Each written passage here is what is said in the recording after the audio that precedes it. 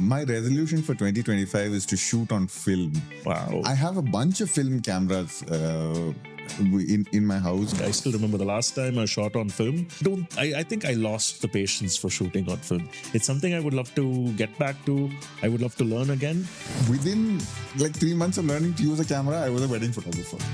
So it was like there was no period where I was just a passionate photographer shooting just things I like.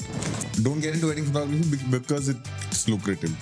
Get into it if you like shooting people, if you like documenting people interacting, which is the great. And if you enjoy doing that, I mean, take a shot at it. I used to find the balance between passion projects and commercial projects almost in a 1:1 ratio. For every commercial gig that I did, I had to offset it with something I shoot for myself. Not for my wallet, but for myself.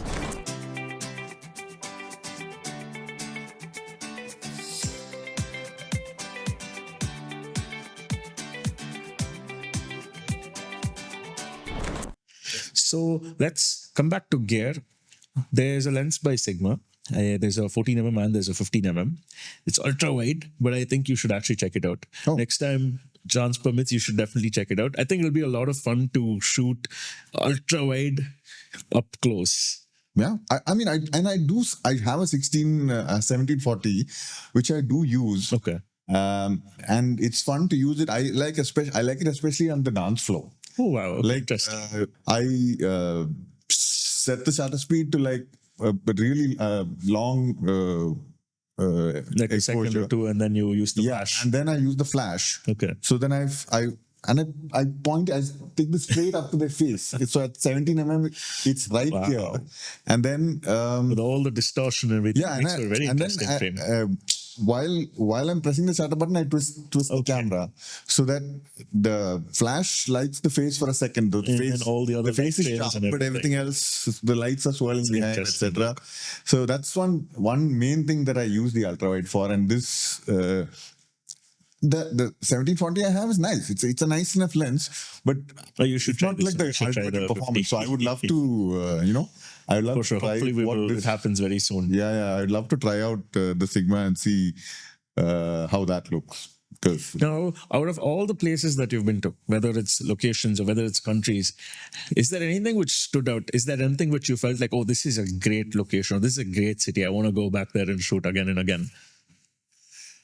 So what I've found is that the farther you are from the equator, the nicer the light looks. I don't know if there's any science to it, but when I Could be like, again, I might be speaking just randomly, or I might sound like a conspiracy theorist, but another friend of mine, Navneet and I, for the longest time, we would look at pictures on the internet, and most of them shot in beautiful looking national parks of the US or somewhere in Russia or somewhere far away from the equator, as you said. And pictures were great. And finally, we got lights. We got those exact same cameras we used to see back in Flickr, the EXIF data. We used to use the same settings, and we realized our pictures don't look like that. We tried lights, we tried everything, just didn't look like that. And then we realized we were able to replicate the settings as long as it was indoors. The moment you step outdoors, sun just shines differently in different parts of the globe. So that's something you have to come to terms with. Absolutely. So it's like I shot in Australia. I shot the wedding and I did a travel feature for Outlook Traveler. There's a train that goes across Australia. So I shot on the train and shot the train and all that stuff. One more thing I want to ask you is, out of all the locations and all the countries you've traveled to and all the locations that you've shot, is there any place that you don't want to go back to? I don't think so. I mean, there have been maybe less exciting or visually exciting places, but there's no place that I disliked actively. At least I can't think of any. And I've shot in all kinds of random places. I've shot in Muzaffarnagar. Where is Muzaffarnagar? Pardon? Where is Muzaffarnagar? It's in UP. It's near Meerut. How did you go there? How did that even happen? It's very random. I shot a wedding in Vellore. Okay. With somebody who I met there, their colleague in the UAE, his brother in Muzaffarnagar was getting married. So they saw my pictures, they liked the pictures, and they hired me to go there. I've shot in Allahabad, Lucknow, So you Jabal- basically traveled not just the globe, you've traveled the entire country also. I've traveled. Yeah, I think I was looking it up. I think I've shot in some 18 states or something like that. Yeah. So You have, I think at this point, 10 to 12 more states to cover. yeah. Then you hit the I know entire jackpot. one big hole in my shoot map is the Northeast. I've not shot in the Northeast at all. So that is one thing Have you traveled to the Northeast? I have. Okay. I mean, independently, I've traveled to the Northeast, but I've never shot in the Northeast. So Here's hoping that it'll happen. yeah, hoping that it'll happen. Yes. Another thing I want to ask you is now, so you've been shooting professionally for a very long time. Do you still do shoots where you're not necessarily charging somebody? Do you still have passion projects on the side? I want to do them, but I don't get around to doing them much. My resolution for 2025 is to shoot on film. Wow. I have a bunch of film cameras in my house because many friends, their parents' cameras, old cameras, especially one friend whose father used to be an avid photographer.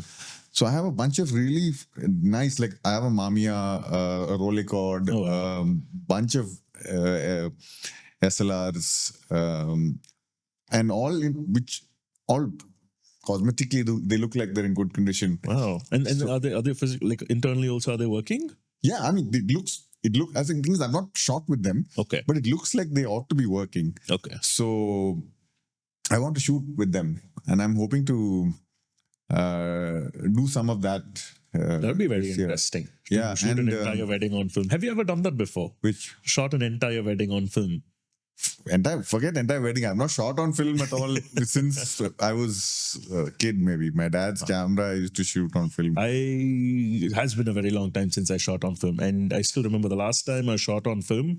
I shot with, I think it was 200 ISO, 400 ISO film, and I exposed it in a similar fashion, listened to whatever the metering said, and my exposure was way off. Yeah. Then I realized there's a lot more trial and error. Oh, yeah. But then I also found out that I think the film was expired. But after using fresh film, great results. Right. But very simply put, this is not to diss on anybody else. Like I think I lost the patience for shooting on film. It's something I would love to get back to. I would love to learn again.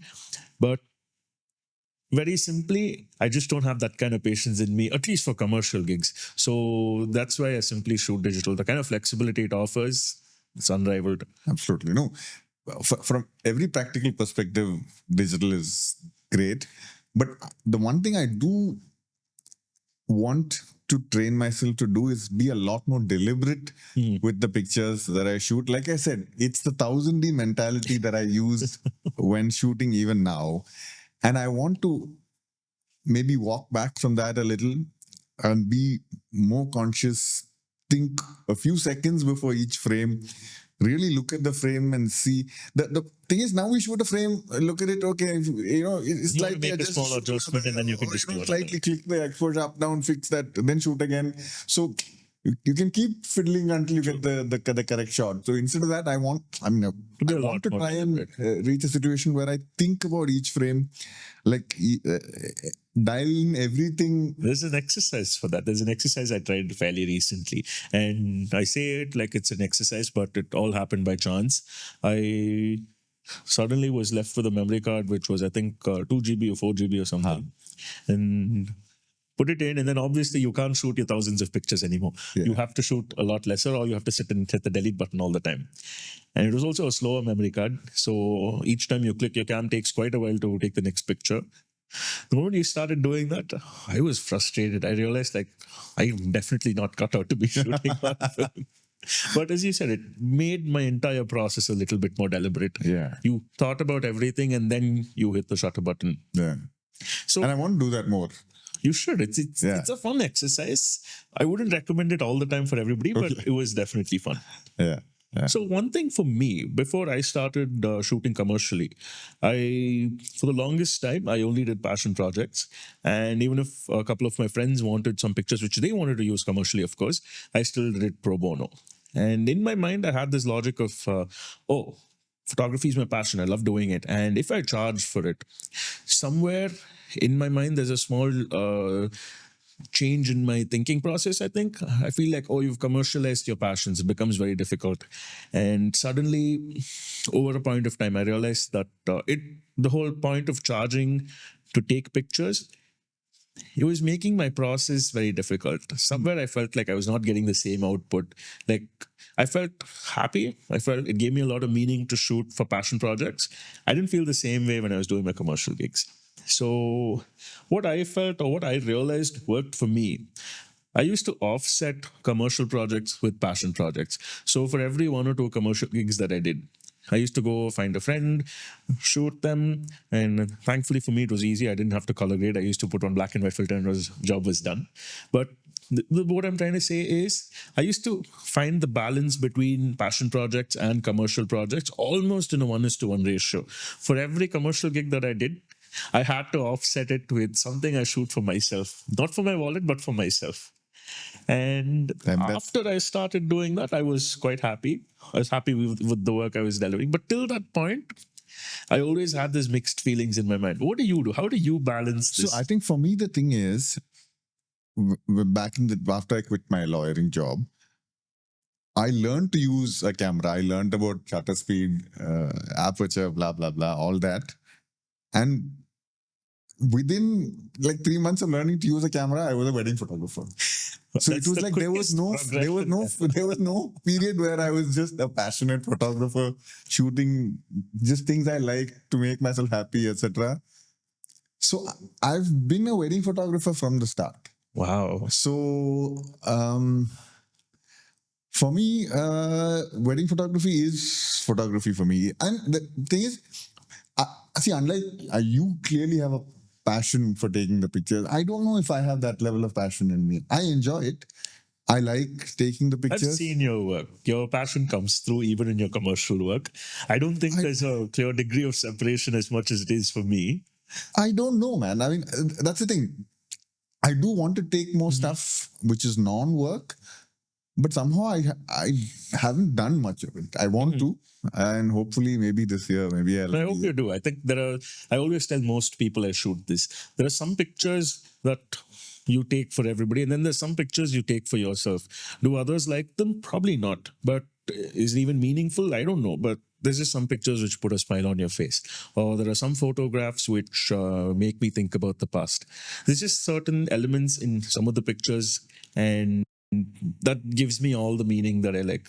So in the night when I'm in bed, I feel like I can sleep peacefully after doing that. So I shoot a lot with my phone. So I'm always taking pictures. I'm always taking pictures, either whatever, something around whoever nearby, whatever. I'm constantly shooting pictures on my phone. So I guess I do like taking pictures, but doing it in a more focused way with my actual gear, I don't do enough of. So hopefully, maybe now that I've had this conversation with you. Now that you just mentioned it. So whenever I go on holiday, I keep my camera bag at home. Same. I only take pictures on my phone. And everybody asks me, hey, like, you're on holiday, you're at exotic locations. Like, why do you not have your camera? And I'm like, no, I'm on holiday. Bringing my camera reminds me of work. I just want to enjoy. That's the kid around this pain. It really, and you're worrying about the kid. There's a lot of stuff you can't do when you've got expensive gear with you. If you just have your phone, you can go wherever. That's true. The phones offer so much convenience, and they're getting great these days. Yeah. The amount of flexibility they're offering as well. Incredible, yeah, absolutely. The cameras these days are so capable, and especially if the subject is static, it's you can get a very, very serviceable picture. And it's great. Occasionally when I've tried, like if I'm attending a friend's wedding or something, I'll try and shoot some stuff with the phone. That's when I realized, okay, with moving subjects, there's no contest. I think with optimum lighting, phones are great. Yeah. Where the difference starts to show is maybe when it's very dark, or when the lighting is even slightly less than optimum, or if you're shooting indoors for that matter, it's just not that great anymore. Yeah. No, and then there's a lot of action when there's movement, when there's things happening, then the phones just can't compete. Now, what do you feel about shooting an entire wedding with a phone? Do you think we're there yet, or maybe a couple of more years? Wanted to try it, but I like I said, from my experience, when I'm as a guest, just taking casual pictures with the phone, we're not there yet and won't be for a while to come because physics really gets in the way. Sensor size, all of that. That's true. It really gets in the way, especially um, for a wedding when there's so many people, so many things going on, so many dynamics. Um, I can't get a result which is anywhere comparable. See, you'll get the odd great picture, but shooting a wedding is about consistently getting good pictures from start to finish. If you're not going to have that consistency, then it's not reliable. Exactly. So I think, I don't know, I think we're a while away yet from being able to shoot an entire wedding well with the camera. You can do it decent. You can get, and the other thing is, one thing, and I told you I shoot wide open. Because Indian weddings are crowded, you do need to shoot wide open to sort of to blur out all the distractions. Thing, and the only way to do that now is through computational photography, and it still looks like a gimmick. I mean, it does. Occasionally, you will get a nice shot. But the scary thing, or rather the good thing about it is, whatever gimmicks that we talk about today, tech is going to progress. This is the worst it will ever be. I feel like as we go further, it'll only get better and better. Yeah, of course. And that's a future I was a little sad about, but I'm actually looking forward to it now. Yeah, I mean, I'm curious to see where it goes. For sure. That's always the way with technology. You can never predict. So, So now I take this opportunity. This is something I'm going to say. Please correct me if I'm wrong. But from what you've told me, I would say your journey is quite different from most other wedding photographers that I know, the way you've started and the way you've been going on as well. Do you have any advice, or what do you have something to say to people who want to get into this field? The only thing I can say is I was really lucky to have started 14 years ago because there was very few people doing it back then, and now it's a big industry with it's sort of corporatized, right? People work for wedding photography companies and all of that. So I would still say, if you're going to get into wedding photography now, make a go of it yourself. Do you still think it's lucrative for somebody to enter? Not like it was back in the day. See, the odds are, it's much more forbidding now because there's so much competition. It's really hard. It is really hard to break in. I still feel now there's a point where you have a couple of really large players and plenty of small players. The whole in-between ground is actually non-existent. And it's hard to compete, man. There's so many people doing it at different budgets and being in India, we have this whole idea of undercutting. The moment, and a lot of people are price sensitive. I think it's a valid reason. But there's always somebody to do it for a little lesser, and as you said, competition. Yeah. No, but see, I would say don't get into wedding photography because it's lucrative. Get into it if you like shooting people, if you like documenting people interacting, which is the key thing for me is documenting people and their interaction. That's what wedding photography is about. And if you enjoy doing that, I mean, take a shot at it. You should always owe it to yourself to try and do something that you like doing.